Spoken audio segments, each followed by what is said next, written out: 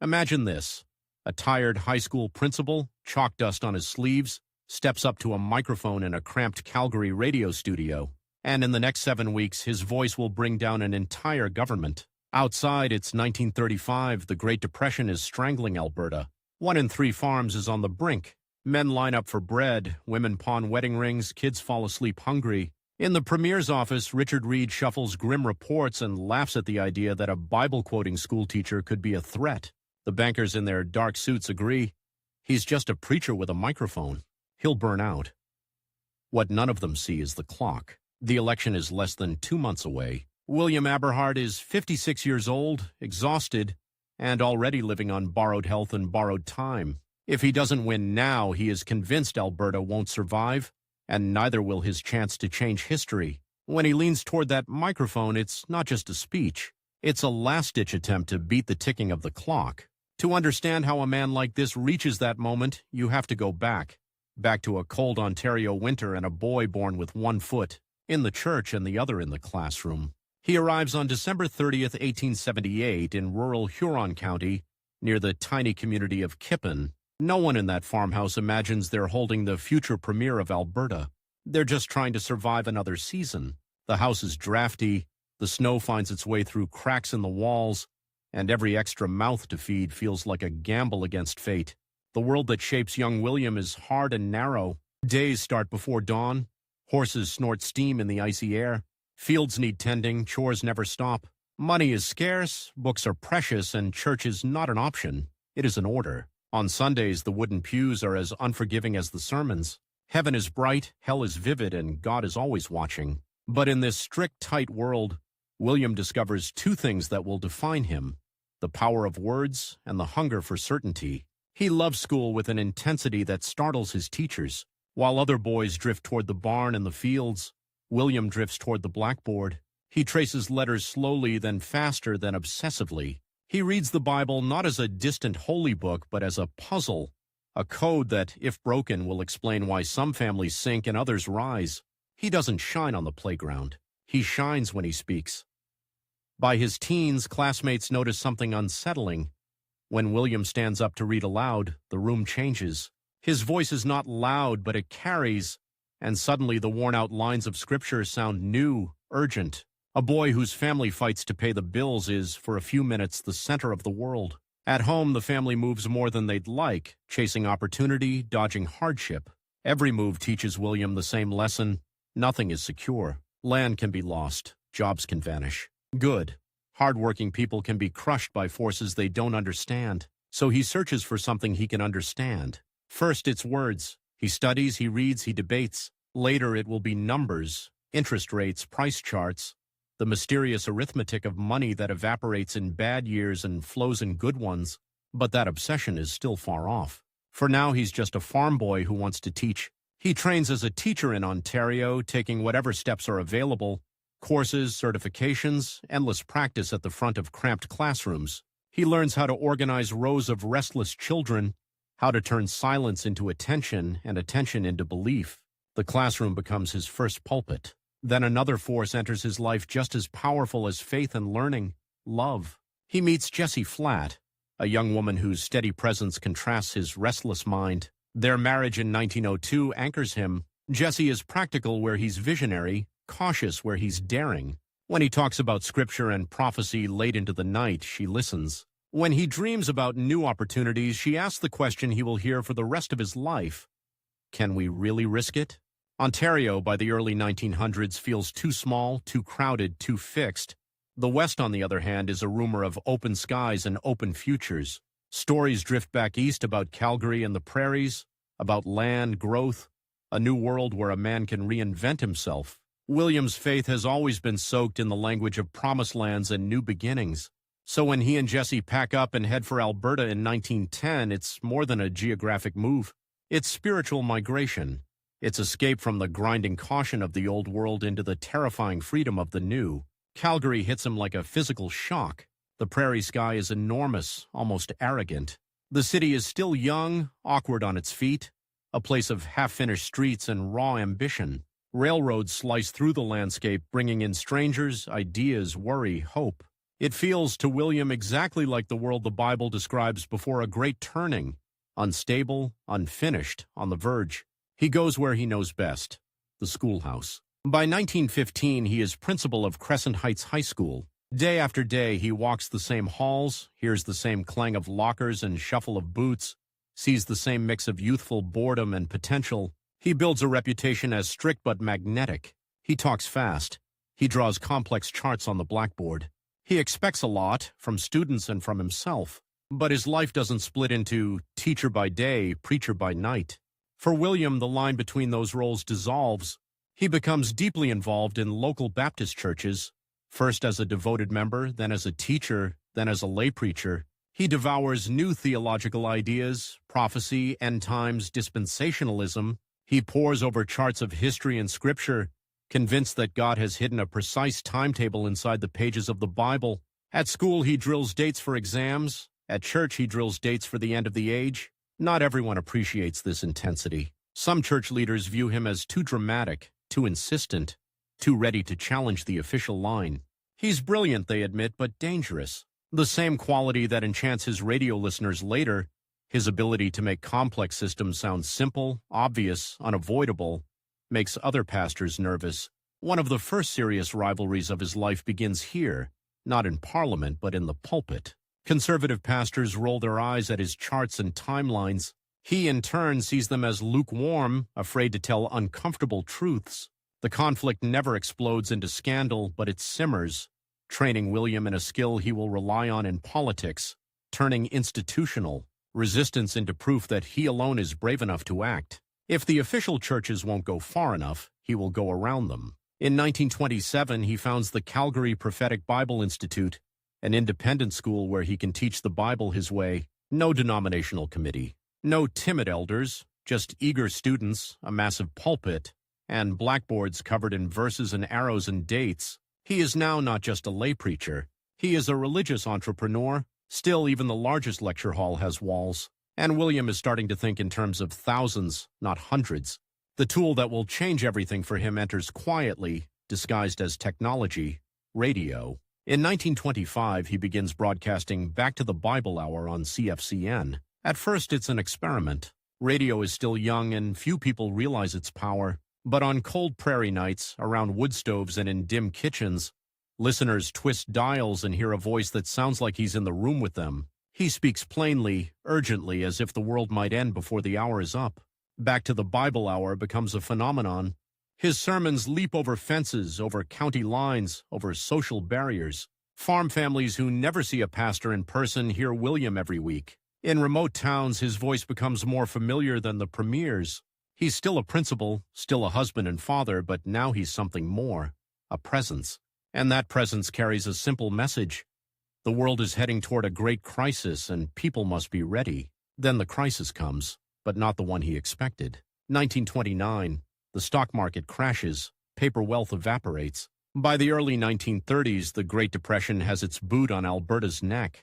It's not a distant story in the newspapers. It's a dust-coated farmer staring at a field of withered wheat. It's a proud family forced to abandon their land. It's children pulling up their sleeves to show arms thin as fence posts. Prices collapse. Wages vanish. The prairies, which once promised endless abundance, feel cursed. Listeners write to William, letters thick with desperation. "Pastor, we know what you say about heaven, but what about next week's rent? What does God say about the mortgage? Why do banks get rescued when farmers don't?" Suddenly his charts of prophecy feel incomplete. The Bible explains suffering and redemption. It says little about credit, interest, and the brutal mathematics of modern finance. For a man who has built his life on the belief that every pattern has meaning, that every crisis fits into a divine timetable, this gap is intolerable. Somewhere between despair and obsession, he picks up a new kind of scripture, an economic one. He discovers the writings of a British engineer named Major C. H. Douglas, the father of social credit theory. Douglas argues that the financial system is rigged, that there is always less money in circulation than the total prices of goods, forcing people into perpetual debt. His solution: the state should create new credit and distribute it directly to citizens as a social dividend. To many economists, Douglas is a crank. To William Aberhart, he sounds like a prophet. He reads late into the night, numbers blurring, eyes burning. The idea hits him with religious force. The problem is not that Albertans are lazy or sinful. The problem is that the financial system itself is broken. The suffering flooding his letters is not just personal tragedy. It's a design flaw. And design flaws, unlike mysteries of heaven, can be fixed. Here, in these sleepless nights, the schoolteacher, the preacher, and the would-be reformer fuse into one. He begins to teach social credit the way he taught Revelation, as a revelation. Radio sermons shift tone. Alongside Bible verses, the audience starts hearing about price indices, national dividends, A plus B theorems. It's dizzying, complicated, and strangely hopeful. Because for the first time in years, he's not just telling them how to endure. He's telling them how to fight back. There's just one problem. He doesn't control the levers of power. In Alberta, that power sits with the United Farmers of Alberta, UFA government in Edmonton, led first by John Brownlee and later by Richard Reid. They are overwhelmed by the Depression, cautious, skeptical of exotic British economic theories. To them, social credit is at best untested, at worst dangerous. To William's listeners, that skepticism looks like betrayal. He writes letters, sends petitions, tries to persuade cabinet ministers. He even offers to abandon the idea of a new political party if the UFA will adopt social credit policies themselves. For a moment, it looks like a deal might be possible. The preacher supplies the ideas and the popular support. The government supplies the legislation. But in backrooms, civil servants and bankers whisper, "We can't hand the budget to a radio evangelist." Economists roll their eyes at Douglas's arithmetic. Party insiders worry that associating with Aberhart will make them look desperate. Meetings drag on and the clock keeps ticking. Foreclosures continue. Families keep lining up for relief. Every week, William goes back to the microphone, voice just a little tighter, telling his listeners that help is coming. Soon doesn't arrive. The UFA stalls. Cabinets shuffle. Public trust erodes. Behind closed doors, Premier Reid and his advisors decide they can't embrace social credit. They'll lose credibility with business, with Ottawa, with the banks. They gamble that Aberhart will stay in his lane. Pulpit, not parliament. He doesn't. In 1934, after one more round of hesitation from the government, William makes a decision that shocks nearly everyone who knows him. If they won't act, he will. He begins to turn his loose network of Bible students and radio listeners into something new, a political movement. It doesn't happen with a single dramatic announcement. It happens in living rooms, in church basements, in grain halls, where he stands up, clears his throat, and says, "My friends, if we want social credit, we must be ready to go to the polls for it." The Alberta Social Credit League forms. There is no polished apparatus, no seasoned political strategists. There is a school principal, a handful of committed followers, a theory most journalists can't explain clearly, and a radio microphone that can reach nearly every kitchen in the province. Premier Reid laughs it off. His advisors tell him this is a momentary fad, a protest that will burn bright and vanish.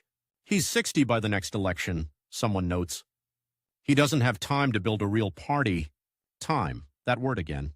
William feels it pressing in from every side now. His age, his health, the collapsing economy, the impatience of his followers.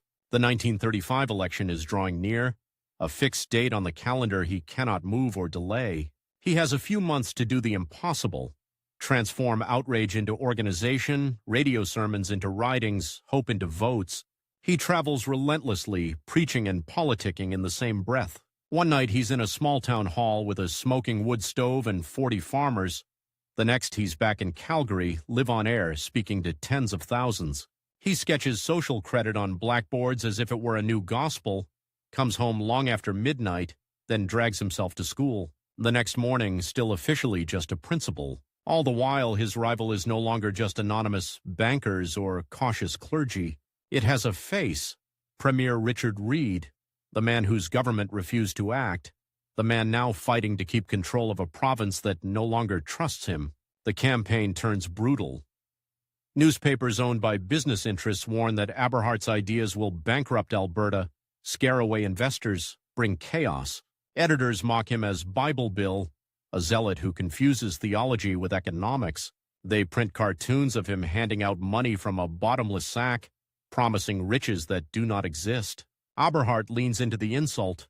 If preaching the Bible and social credit makes me Bible Bill, he tells his listeners, then so be it. As summer 1935 approaches, the province feels like a stretched wire. In farmhouses, people pin their last hope not on Ottawa, not on the banks, not on the sitting government, but on a man they have never met, only heard. The principal with the gravelly voice who says the system itself is unjust and can be rebuilt. On the night we began with, the night he steps into that Calgary radio studio, the air is thick with more than heat. It's thick with deadline. He knows this broadcast may be his last major appeal before the election. If he cannot convince the doubters tonight, if he cannot out-argue the editorials, if he cannot make ordinary people believe that a schoolteacher can outthink the bankers and outfight the premier, then the window closes. The depression will grind on and he will go back to his chalkboard. Just another angry voice that tried and failed. He straightens his tie. The red light on the microphone blinks on. Across Alberta, over crackling speakers, his voice cuts through the static. My friends, time is short. In a few days, the polls will open. In a few days, voters will walk into booths where the choice is brutally simple. Trust the man in the premier's chair, or trust the man on the radio. A government bets on experience. A province in pain bets on something else. And as the clock races toward Election Day, William Aberhart, the farm boy from Huron County, the teacher, the preacher, the reluctant politician, stands at the edge of the moment that will either break him or turn him into one of the most unlikely leaders Canada has ever seen. The red light is on, and the room is so small he can hear the engineer's pencil scratching. Outside that studio, Alberta feels like it's holding its breath. Inside it, William Aberhart is doing something you are not supposed to do in politics. He is wagering the future of a province on a theory most reporters can't explain, and he has only days left to make people believe. Because this is the cruel contrast of 1935. The men with power have the money, the papers, the institutions, but the man with the microphone has the people, and he knows the clock is not his friend. He is 56, worn down, already fighting his own body. If he misses this window, he doesn't just lose an election, he loses the only moment in his life when the province is desperate enough to gamble on him. He leans in and speaks like a teacher calling a class to order, like a preacher calling a soul to repentance. My friends, time is short. In kitchens and bunkhouses, the sound is tinny, but the message hits like a fist. He is not offering comfort anymore. He is offering escape, not in the next life, in the next month, a dividend, real money, a way to breathe again. And that is what terrifies Premier Richard Reid. Reid has the title, the cabinet, the files stacked like tombstones. Reid has the title, the cabinet, the files stacked like tombstones. And in a single night, the voters of Alberta start knocking those tombstones over. Ballot by ballot, the impossible happens.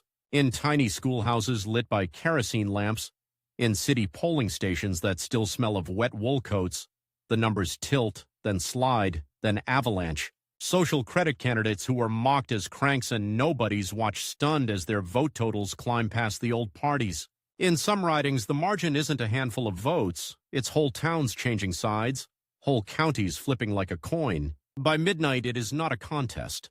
It is an execution. Richard Reid's government is wiped out. The United Farmers, who once swaggered as a moral revolution, are reduced to a footnote. When the final count comes in, social credit holds almost every seat that matters. The man who was supposed to be a radio sideshow has just taken the whole stage. And yet in the cramped campaign office in Calgary, William Aberhart does not look triumphant. He looks cornered. Because victory for him is not applause, it is a deadline. In those cheering crowds outside, people are not thinking about constitutional law or banking regulations or the limits of provincial power. They are thinking about the one thing he has repeated for months, the promise of a monthly dividend, real cash in their pockets, soon. He can hear the expectation in every chant of his name. A new kind of clock starts that night. It does not hang on a wall. It ticks in every kitchen where someone whispers, "How long until the first check?" It ticks in every bank office where a manager mutters, "Let's see how long this fantasy lasts." Aberhart knows it. He has said it himself. He has, in effect, promised to rebuild the economy of a province before the patience of that province runs out. When he walks into the legislature in Edmonton as premier for the first time, the contrast is savage.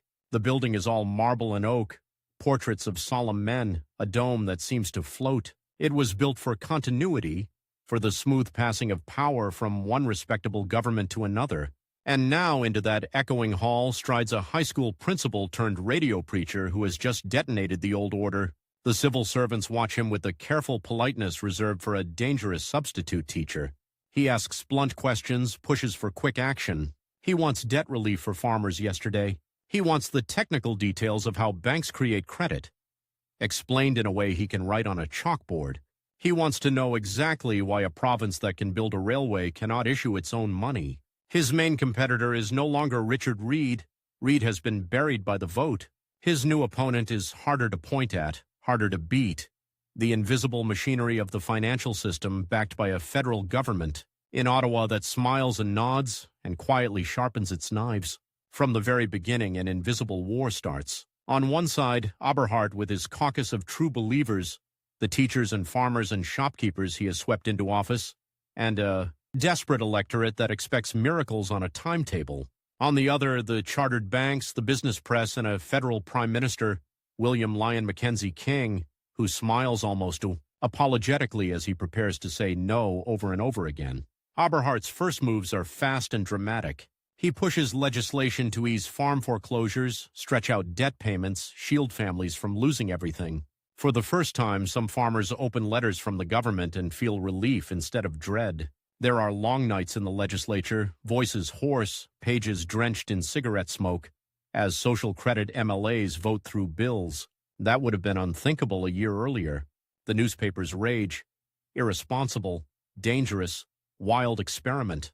Editorial cartoons show him as a sorcerer, waving a wand over stacks of dollar bills that evaporate in smoke. He reads everyone, pretending it amuses him. It does not.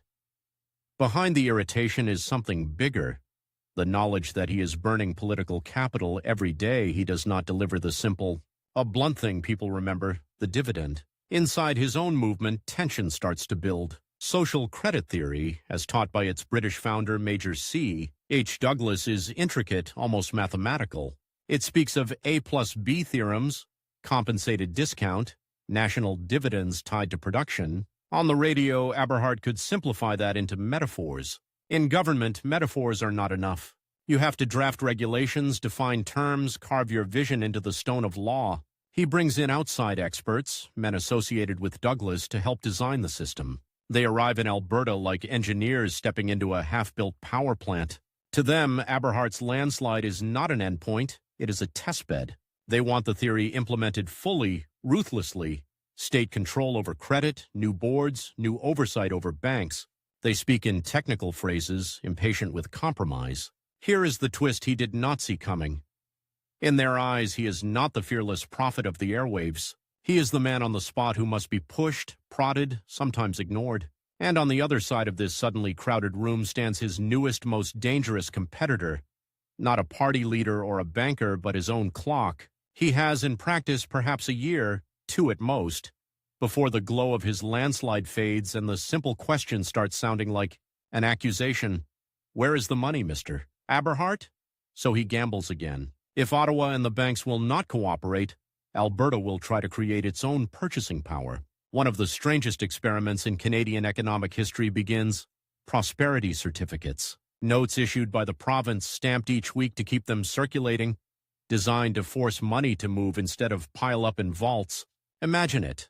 A farmer, hands cracked and stained, standing at a counter with a certificate that looks like money but isn't, being told he must buy a stamp to keep its value. Some see ingenuity, others see madness.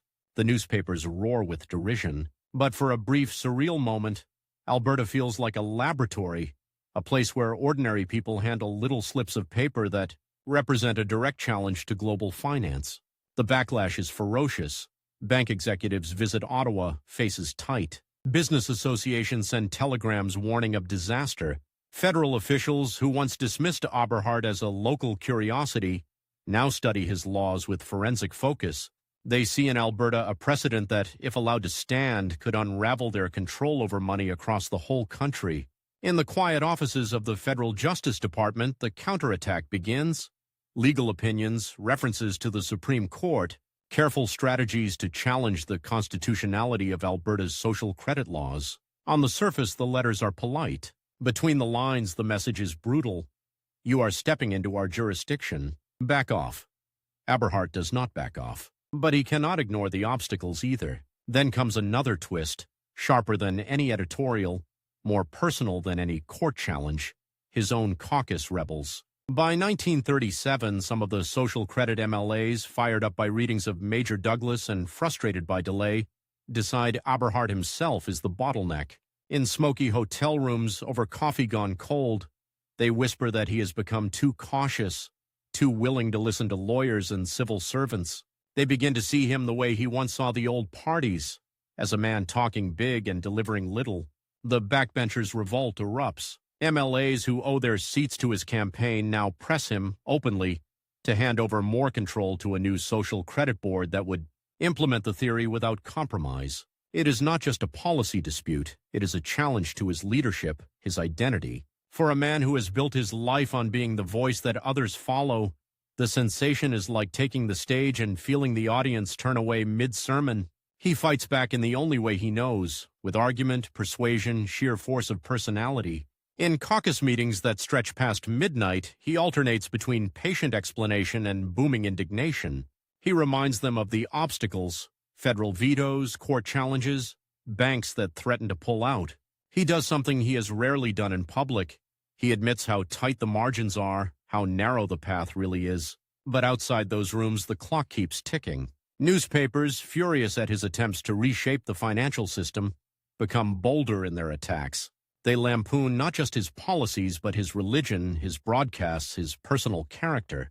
In some cartoons, he is drawn as a grinning preacher with one hand on a Bible and the other in the public till. And then, in a move that will stain his reputation for decades, he decides to fight the press with law. The Accurate News and Information Act, an innocuous title for a weapon, proposes to force newspapers to publish government replies to stories to reveal anonymous sources if ordered, to submit to a kind of political cross-examination. In a province built on a culture of small-town gossip and freewheeling opinion, the idea that the government might drag reporters into court to demand "Who told you that?"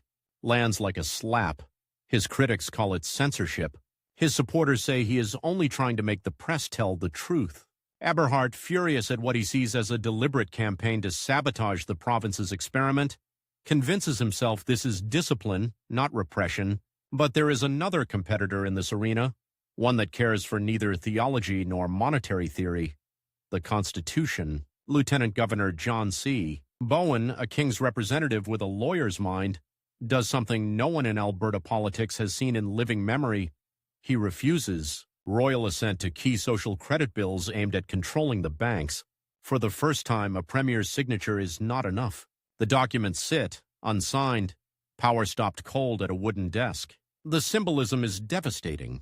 The man who once strode into the legislature like a conquering prophet now discovers that his laws can be halted by the careful, impersonal stroke of another man's pen.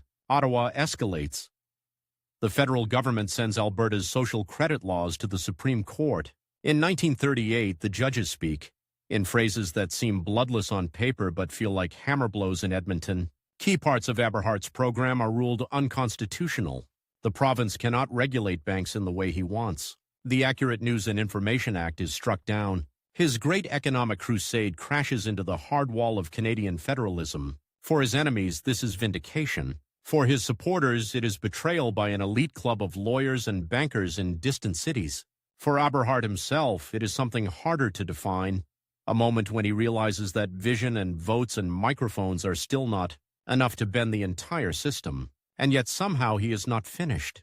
Between the grand block schemes his government has been doing quieter work. There are debt adjustment boards that save some farms from foreclosure. There are public works that put men back to work on roads and schools. There are changes to education, curriculum, funding, subtle but real shifts that come from a school principal who has never stopped thinking like a teacher. He keeps his radio program week after week. The Premier of Alberta still climbs the stairs to the studio, still sits in front of the microphone, still begins, "My friends, millions of dollars in policy and the daily grind of governing compress into an hour of warm, familiar voice coming through speakers in darkened farmhouses. The country is changing again. By 1939, war looms, then arrives The Great Depression's suffocating grip begins to loosen, not because of social credit, not because of any Canadian party, but because the global economy shifts into the brutal efficiency of rearmament. Factories hum, young men enlist. The unemployed find work stitching uniforms, building vehicles, training in camps. The cruel irony is that the prosperity Aberhart promised begins to arrive for reasons that have nothing to do with his doctrine. In the 1940 provincial election, the verdict on his first term is not the tidal wave of 1935. Social credit still wins, but it bleeds seats, loses its sheen of invincibility. Opponents hammer him on the undelivered dividends, the failed laws. Old rivalries reappear in new clothes. Liberals, conservatives, remnants of the United Farmers all tell the same story. He promised the sky, and he couldn't deliver a ladder. Yet when the ballots are counted, he is still premier. For ordinary Albertans, the choice is not between perfection and failure. It is between an imperfect government that at least tried to fight the banks and a return to parties they feel abandoned them in their darkest hour. Many decide, grudgingly or loyally, that the man who overpromised is still somehow their man. Inside the government, another story is unfolding. A younger figure has been moving steadily closer to the center of power. Ernest Manning, once a student at Aberhart's Bible Institute, and now a calm, methodical politician. Where Aberhart is emotional, Manning is controlled. Where Aberhart likes sweeping declarations, Manning likes figures, budgets, incremental change.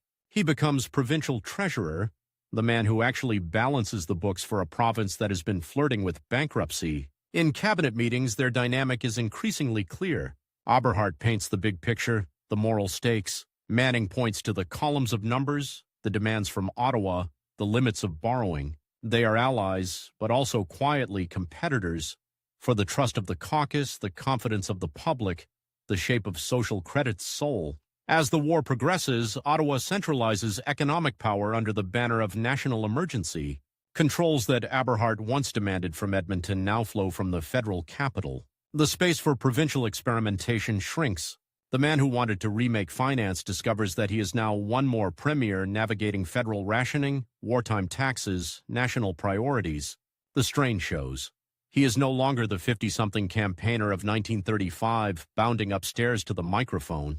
He is in his 60s, carrying the weight of a decade of battle against depression, against banks, against Ottawa, against his own rebels, against time. He spends long days in the legislature, long evenings in meetings, long nights preparing his radio addresses. Colleagues notice the little signs, the way he rubs his chest after a heated debate, the way he sinks a little deeper into his chair as meetings drag on. Doctors advise rest.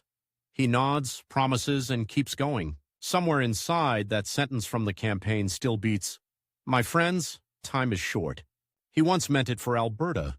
Now, without quite saying it aloud, he feels it applies to himself. In the spring of 1943, the clock that has ticked unheard in the background steps forward. He travels to British Columbia, to Vancouver, a rare trip away from Alberta, part political, part rest, part attempt to reconnect with supporters on the coast. The air smells of the Pacific, salt and rain. The war feels closer here.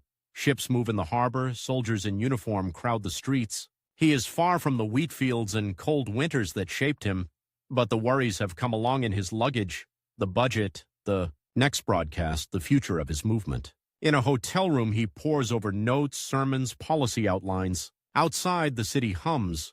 Inside, the man who stretched a teacher's salary into a radio empire, who stretched a radio empire into a premiership, who tried to stretch a provincial budget into a new economic order, feels the limits of flesh and bone closing in. He has outlasted Richard Reed, outlasted the United Farmers, outlasted the open contempt of the press, the shock of a caucus revolt.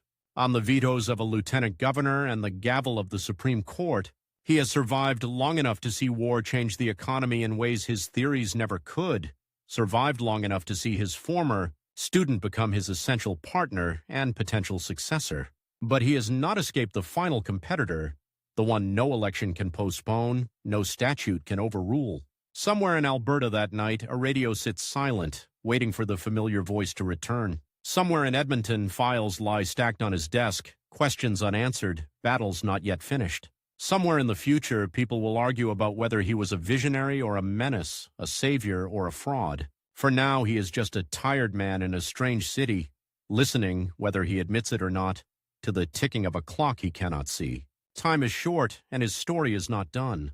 The man who once made radios crackle across the prairies dies in a quiet Vancouver hospital, and for a few stunned hours, Alberta does not know that its voice has gone silent. Outside his window, the city is wrapped in wartime routine. Ships slide through the harbor under blackout rules. Soldiers in khaki uniforms crowd streetcars. Somewhere nearby, a factory whistle shrieks shift change.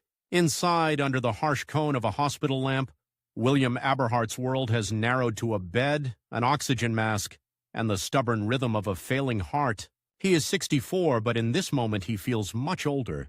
The files he left back in Edmonton might as well be on another planet. The budget figures, the letters from Ottawa, the drafts of his next radio address, none of them can help him now. Nurses move around him with efficient calm. A doctor murmurs something about rest. He closes his eyes, and in the darkness there is no legislature, no cabinet, no divided caucus. There is only a microphone. It comes back to him as clearly as if he were still in the studio.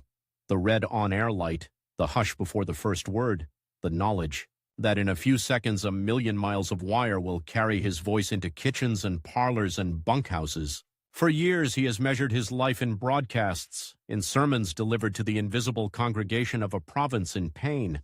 Now another clock starts, the most merciless one yet. How many hours are left? Enough for one more speech?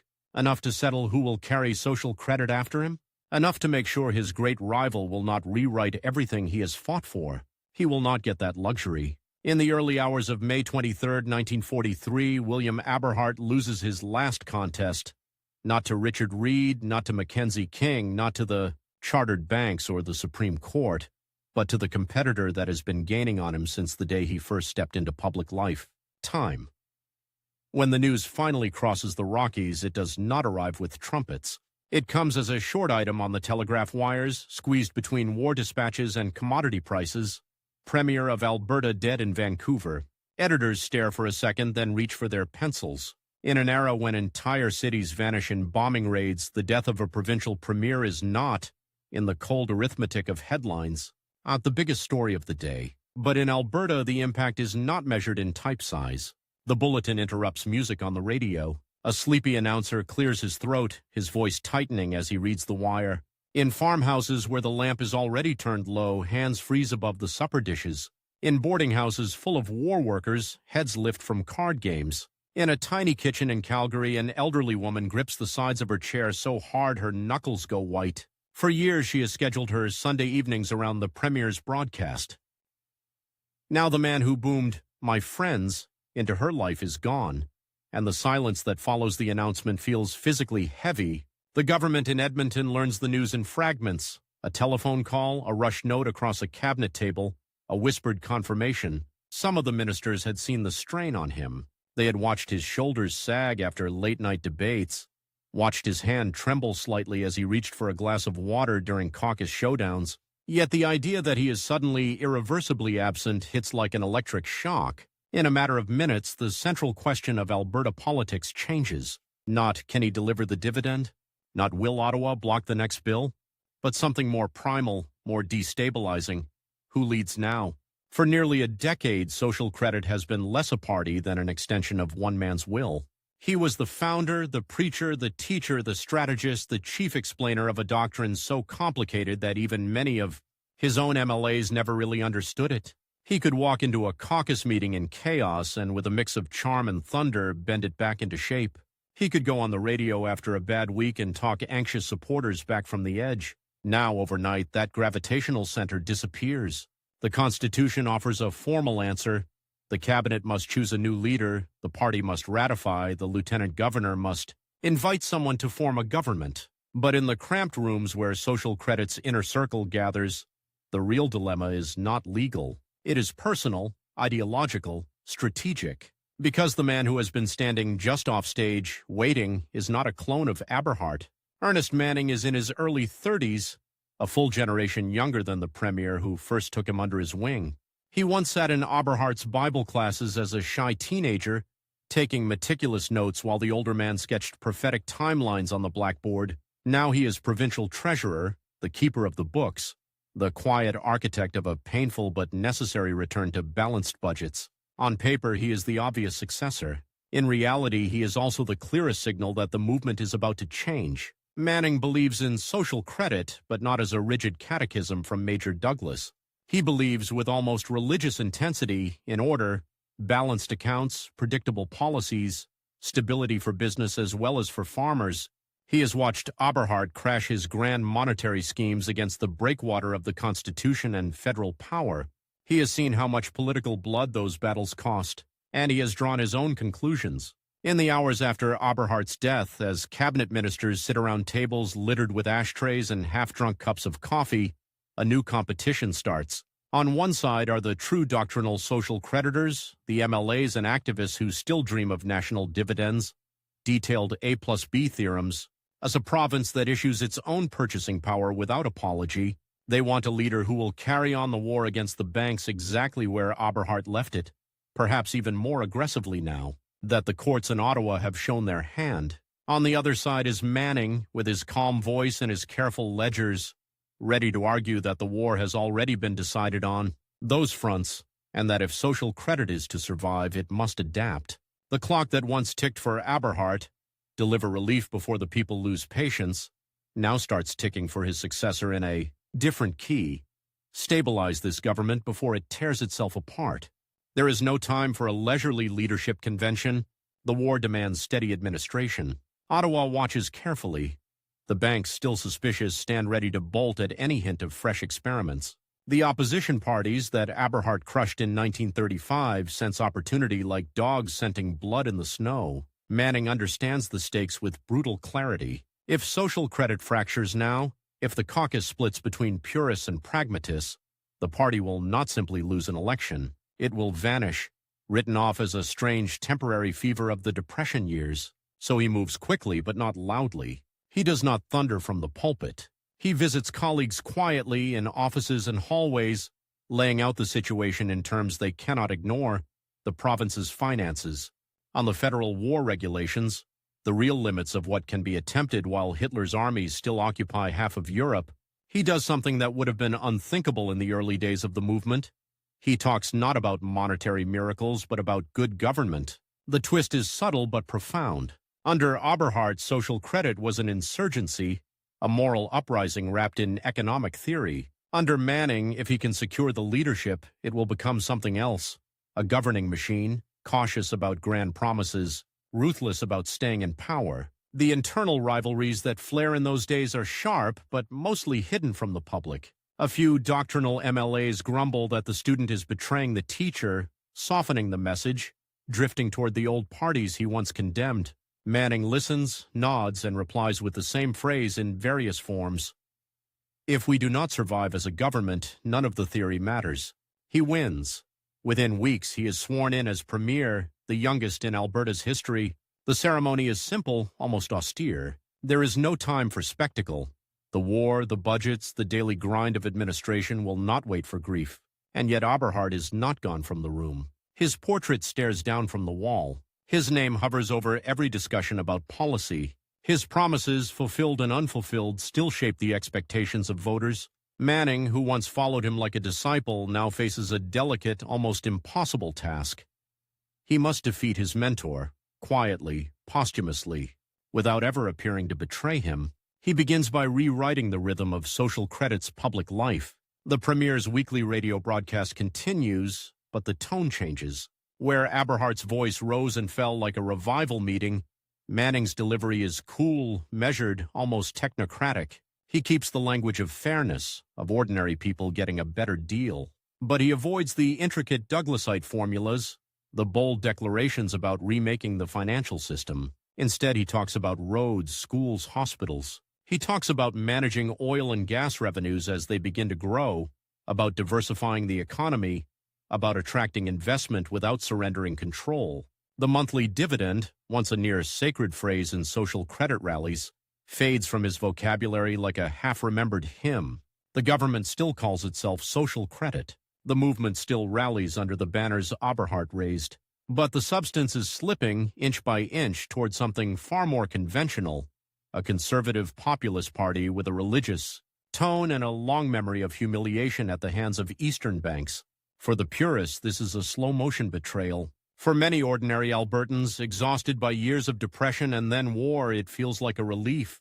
The biggest twist of Aberhart's legacy is beginning to play out. The man who promised to overturn the financial system ends up, through his chosen successor, building one of the most stable political regimes in Canadian history. Social credit, under Manning, will hold power in Alberta not for one term or two, but for a quarter of a century after Aberhart's death.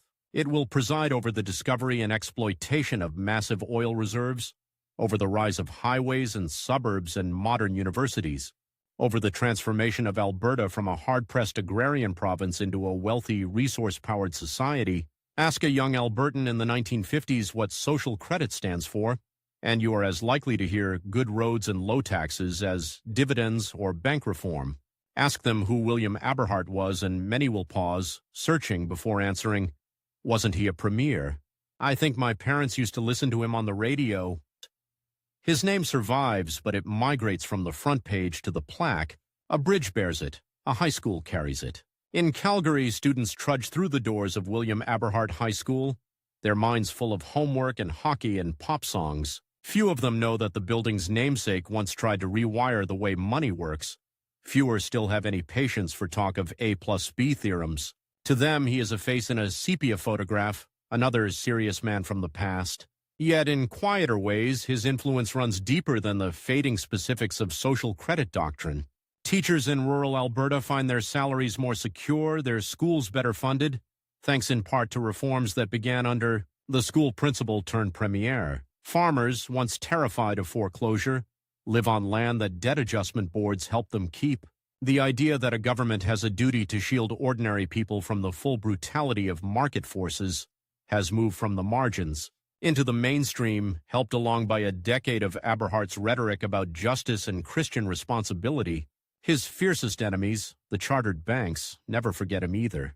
To them, he remains a cautionary tale, proof that if institutions ignore popular suffering long enough, someone will rise up with a microphone and an unconventional plan. They still win most of the battles, in courtrooms in Ottawa, in the slow process of national policymaking. But the swagger of the 1920s never fully returns. In post-war Canada, financial policy is shaped more carefully, more defensively, by people who remember Alberta's near revolt. The rivalry that defines the last chapter of his story is no longer between Aberhart and a single opponent.